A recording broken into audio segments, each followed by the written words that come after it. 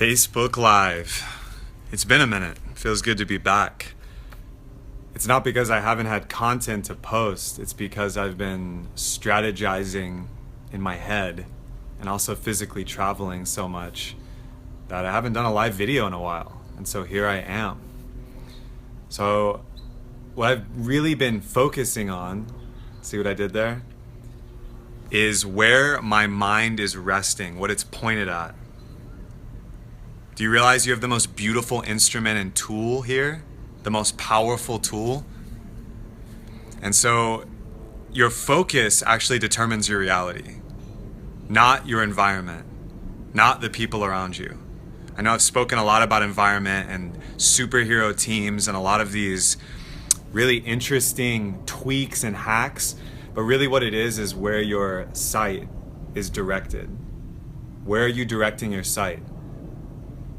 Focus on outcomes. Focus on what your soul is desiring. Focus on what you need, what you want and desire, not on all of the things that could prevent you from receiving that, or all of the things that might be in your way, even if they're very real. This doesn't mean completely discard them. It doesn't mean ignore them. It means let your heart be your compass. Direct your focus, your attention, your precious attention. Attention has become even more precious in this age where from all sides, everything is designed to grab your attention. This is a lesson from nature.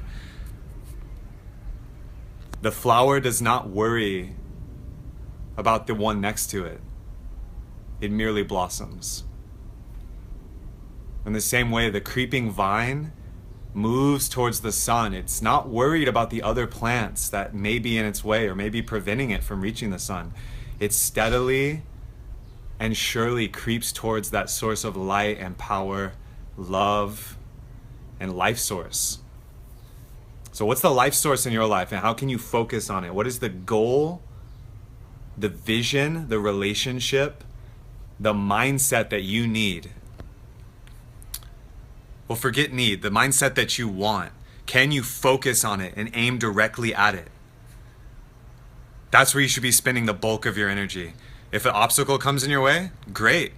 Deal with it. Allow that to build your resistance, build your creativity. We shouldn't shy away from obstacles. Something very interesting, actually, my boy Ryan Bowditch, shout out, clued me in on, and I'm not sure where he heard this. Maybe he can post that in the comments below.